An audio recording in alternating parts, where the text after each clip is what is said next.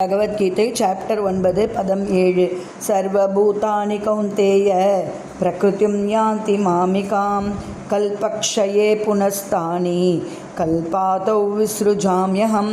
சர்வபூதானி படைக்கப்பட்ட எல்லா உயிர்களும் கௌந்தேய குந்தியின் மகனே பிரகிருதிம் இயற்கையில் யாந்தி நுழைகின்றன மாமிகாம் எனது கல்பக்ஷயே கல்பத்தின் முடிவில் புனக மீண்டும் தானி இவை அனைத்தையும் கல்ப ஆதௌ கல்பத்தின் ஆரம்பத்தில் விஸ்ருஜாமி படைக்கின்றேன். அகம் நான் குந்தியின் மகனே கல்பத்தின் முடிவில் ஜடத்தோற்றம் முழுவதும் எனது இயற்கையில் நுழைகின்றன. அடுத்த கல்பத்தின் ஆரம்பத்தில் எனது சக்தியின் மூலம் நானே அவற்றை மீண்டும் படைக்கிறேன்.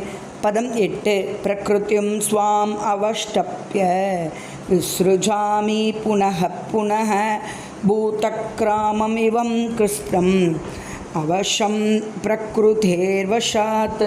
பிரகிருத்திம் ஜட இயற்கை ஸ்வாம் எனது சுய அவஷ்டப்ய நுழைகின்றது விஸ்ருஜாமி படைக்கின்றேன் புனக புனக மீண்டும் மீண்டும் பூதக்கிராமம் பிரபஞ்ச தோற்றம் எல்லாம் இமம் இந்த கிருஷ்ணம் முழு அவசம் தாமாகவே பிரகிருத்தே இயற்கையின் உந்துதலால் வஷாத் கட்டுப்பட்டு பிரபஞ்ச தோற்றம் முழுவதும் எனக்கு கீழ்ப்பட்டது.